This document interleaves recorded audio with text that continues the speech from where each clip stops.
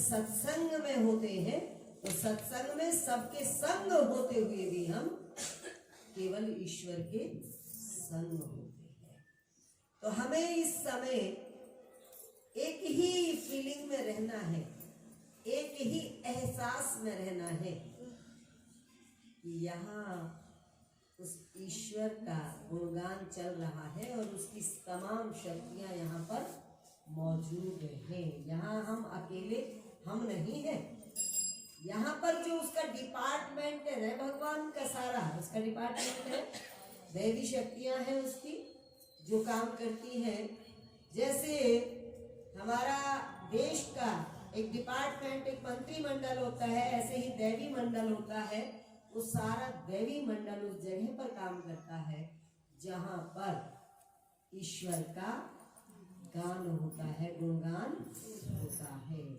और जहां यज्ञ होता है वहां पर सभी देवी देवता अपने आप ही पहुंच जाते हैं, क्योंकि हमने उनको यज्ञ के माध्यम से अपने घर बुलाया है। आप जब यज्ञ करते हैं तो आप जहां अपने मेहमानों को बुलाते हैं, रिश्तेदारों को बुलाते हैं, मित्रों को बुलाते हैं, वहीं आप संतों को बुला रहे हैं। और संतों को बुला रहे हैं तो सीधा सा काम है, संत किसके हैं? संत साईं के लाडले, संत साईं के पूत। क्या? संत साईं के लाडले। संत किसके लाडले हैं? किसके लाडले हैं? साईं के। साईं के लाड के चक्कर में ही तो सारे लाड छोड़ देते हैं हम। हमने अगर कोई लाड नहीं रखा, हमने ना वो परिवार माँ बाप का लाड भी छोड़ा, हमने अगला लाड भी नहीं लिया। क्यों? क्योंकि हमें साईं का लाड चाहिए था। और जिसको साईं का लाड मिल जाता है उसे किसी के लाड की जरूरत नहीं रहती। तो वो लाड हमें मिला, इसलिए कहा गया संत साईं के लाडले और संत साईं के पूत। और संत ना होते जगत में तो साईं जाता पूत। अगर संत ना होते तो भगवान की चर्चा कौन करता? अब आप लोगों को तो भात से, छुचक से, ब्याह से, सगाई से फुर्सत नहीं है। जब कोई परेशानी आती है तब आप भगवान को कहते हो, काम बताते हो, कहते हो क्या? उसको लिस्ट दे देते हो कि ये काम है, ये कर दे, तेरा प्रसाद बांट देंगे। एक सौदा करते हैं। क्या करते हैं हम? एक सौदा करते हैं कि ये काम है, जो तू कहेगा तेरे नाम का इतना निकाल देंगे। लेकिन संत सौदा नहीं करता, वो मांगता नहीं है, वो काम भी नहीं बताता। वो तो बस उसको अपना मान के उसके चरणों में अपने आप को चढ़ा देता है कि तूने ये जीवन दिया है, ये तेरा है, तुझको अर्पण है। आरती नहीं गाते? आरती जो ओम जय जगदीश हरे की आरती है उसमें क्या कहते हैं? तन मन धन सब तुझे। क्यों कहते हैं? ये है सबका ही, लेकिन जिसने समझ लिया है, जिसने, तुम्हारा भी तुम्हारा नहीं है पर तुम माने बैठे हो। हमने मान लिया है कि तेरा है, तुम मान रहे हो कि मेरा है।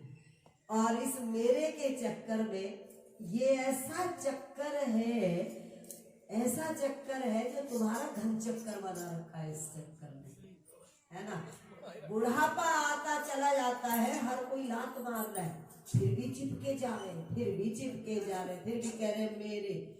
जिन्हें तुम मेरे कह रहे वो नहीं मान रहे कि तुम हमारे हो। तुम्हारे अपने बच्चे कह देते, तुमने इतना किसी के अपने लिए, जैसे ही बच्चा पैदा होता है, माँ बाप और खासकर माँ तो खाने का स्वाद भी भूल जाती है, पहनने का स्वाद भी भूल जाती है। पहले बच्चे को, बाद में खुद को। उसके बाद भी वो बच्चे लास्ट में एक लाइन बोलकर सारा जड़ से निकाल देते हैं। कहते हैं तुमने हमारे लिए किया ही क्या है? तुमने जिनको मेरा मेरा कहा उन्होंने तुमको अपना नहीं माना। और भाई संत जिसको मेरा कहते हैं वो उसको गले से लगाता है, ईश्वर को गले से लगाता, भगवान को तो मेरा कहता है संत, तभी तो छोड़ देता है सारी सृष्टि को, सारी रिश्तेदारी को छोड़ देता है, सारे घर परिवार को छोड़ देता है, क्योंकि वो एक को मान लेता है। और उसको मान लेता है तो ये ध्यान रखना, सब साथ छोड़ते हैं पर ईश्वर कभी साथ नहीं छोड़ता। उसको अपना अगर बना लिया तो बस फिर किसी को अपना बनाने की जरूरत नहीं है। तो संत साईं के लाडले, और अगर संत ना होते ना तो साईं तो निपुता था। जैसे तुम्हारे कई ऐसे परिवार नहीं होते जिनके बच्चे ही नहीं होते, तो ये गुरुजी कह रहे हैं कि अगर संत ना होते तो साईं भी निपुता हो जाता, उसके भी कोई नहीं था। क्योंकि तुम्हें तो ये लगता ही नहीं कि हम उसके हैं, तुम्हें तो ये लग रहा है कोई किसी का है, कोई किसी का, अपने बाप का नाम लेके बताते हैं तो उसके हैं, है ना। हम किसके हैं? जब हम कहीं जाते हैं तो क्या मेरे बाप का नाम पता है तुम्हें? नहीं पता ना। किसका नाम लेते हो? ब्रह्मानंद का। ब्रह्मानंद कौन है? मेरे क्या लगते हैं, क्या रिश्तेदारी है मेरी? ब्रह्मानंद वो है जिसने ईश्वर को पा लिया है। ब्रह्मानंद कौन है? जिसने अपना सब कुछ छोड़कर तपस्या करके ईश्वर को प्राप्त करने में ही जिसने अपना जीवन लगा दिया, वो ब्रह्मानंद। और जब हम कहीं चलते हैं तो हमारी पहचान किससे होती है? ब्रह्मानंद से होती है। हम ब्रह्मानंद के माने जाते हैं, यानी हम कह रहे हैं कि हम तो उसके हैं। तुम अपने बापों के नाम बता रहे हो, अपनी माओ के नाम बता रहे हो। ये फर्क है संत में और तुम में। और संत ना होते जगत में तो साईं जाता, वो फिर साईं का कुछ भी नहीं था। फिर साईं यानी प्रभु, यानी प्रभु स्वामी, वो परम पिता, वो तो अकेला हो जाता है। उसकी संतान अगर कोई है, वैसे तो सब है, पर जो उसको मान ले वही उसका हो जाता है। तो हम इतने व्यस्त हैं सारे घर के काम में, घर के इतने इच्छाएं हैं हमारी कि उन्हीं के लिए हम मंदिर में जाते हैं, उन्हीं के लिए हम गुरुओं में जाते हैं, उन्हीं के लिए हम दिन रात लगाते हैं। और वही आखिर में बचता क्या है? ठस। क्या बचा? ठस। सत्संग का मतलब है कि सत्य को समझना कि तेरा असली कौन है, उसको समझ लो, है ना। तो असली है ये परिवार। केवल ये तो हमें ड्यूटी दी है भगवान ने, और इस ड्यूटी को निभाते निभाते हम भगवान को भूल जाते हैं। ये ड्यूटी है, हमें बच्चे जो दिए हैं, इनकी जिम्मेदारी दी है, ये हम ड्यूटी पूरी करते हैं इसके प्रति। हमें जो परिवार दिया है, रिश्तेदारी दी है, उनके प्रति सिर्फ ड्यूटी देनी है, ना कि उनके हो जाना। और हम हो जाते हैं और फिर पछताते। क्या बचता है अभी हमारे हाथ में? पछतावा। आखिर में केवल और केवल पछतावा। अपना ब्याह करके भी पछताते, बच्चों का ब्याह करके भी पछताते। शुरू में जब रिश्ता करते हैं ना, अपना भी, जब तुम्हारा रिश्ता हुआ होगा, आहा, धरती पे पैर नहीं थे, ऐसा लड़का मिला है, सारे घर में बतलाते, तुम भी सोचती मेरे को तो भगवान मिल गया। ऐसा लगता है ना सुन सुन के, जब घर वाले बतलाते, गुणगान चलता है घर में भगवान का, तो खत्म हो जाए कहानी, उसी का गुणगान चलता रहता है। सारे बतलाते, सारे उसको पास करते हैं, और ब्याह हो जाए 1-2 महीने बाद सारे फिर उसको फेल कर देते हैं। तो ये क्या है?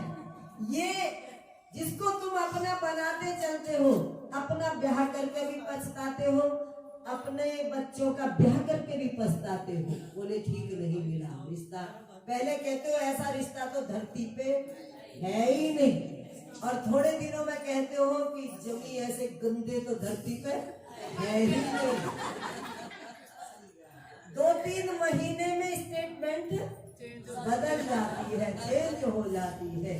तो जो करते जा रहे हो, जो होता जा रहा है, हर काम के बाद केवल और केवल प्रायश्चित, पछतावा। पर भगवान की तरफ बढ़ते चलो और केवल ड्यूटी देते चलो, फिर पछतावा नहीं होता, क्योंकि ज्ञान आ जाता है। और ज्ञान क्या कहता है? ज्ञान ये कहता है कि ये संयोग था, अच्छा हो या बुरा हो, ये हमारा संयोग है। और भगवान की तरफ चलने वाला, सत्संग में बढ़ने वाला व्यक्ति एक ज्ञान प्राप्त कर लेता है कि भाई ये जीवन के लेन देन है, ये हमने अगले पिछले जन्मों से जो इनका साथ किया है वो हम उसको निपटारा करने के लिए संबंध बने हैं हमारे, चाहे पति पत्नी के बने हो, चाहे माता पिता के बने हो, चाहे कोई और संबंध बना हो, तो ज्ञान आ जाता है। सत्संग से हमारे पास ज्ञान आता है, और जब ज्ञान का दीपक जल जाता है तो फिर दुख अपने आप मर जाता है, खत्म हो जाता है। दुख कुछ भी नहीं है, दुख है हमने जो हमारा नहीं है उसको अपना मान लिया है, जो हमारा है उसको हमने भुला दिया है। जो हमारा है उसके लिए तो कहते हैं अभी टाइम नहीं है, अभी समय नहीं है। कब निकलेगा समय? जब तक रहेगी जिंदगी फुर्सत न होगी। 3-3 घंटे ब्यूटी पार्लर में, 10 मिनट भजन के नहीं है, जल्दी जल्दी जोत भी जलाते हैं ना, इतनी देर तो चूल्हे पे दूध रख के आएंगे, बोले जोत जला लो, और ध्यान कहाँ रहेगा? चूल्हे की तरफ रहेगा, गैस की तरफ रहेगा। जितनी देर में तुम्हारी पूजा होती है, पूजा के टाइम भी तुम कुछ ना कुछ काम दिमाग दोबारा मनमाना, यहाँ वहाँ तुम दूध की पतीला वहाँ रखा हो और यहाँ जोत जला रहे हो, और दूध का पतीला यहाँ संग रख के बैठे हो, यहाँ पे ध्यान उसकी तरफ होगा। और जिस वक्त ब्यूटी पार्लर में होते हो उस वक्त आहा, फिर नहीं कुछ याद रहता, न दूध याद, न घर वाला याद, न घरवाली याद। इतने प्रेम से वो करवाते हैं अपनी सजावट, इतने प्रेम से। और दुख भी होता है, जो मैंने सुना है, मैंने नहीं करवाना। तेरा भी पीटा था क्या? तेरा भी पीटा? मुंह मैंने तो सुना ये उखाड़ते हैं, तो दुख नहीं होता होगा, है ना? मुंह तुम्हारा कोई जरा सा उखाड़ दे तो 100 गाली देकर काम करोगे, है ना?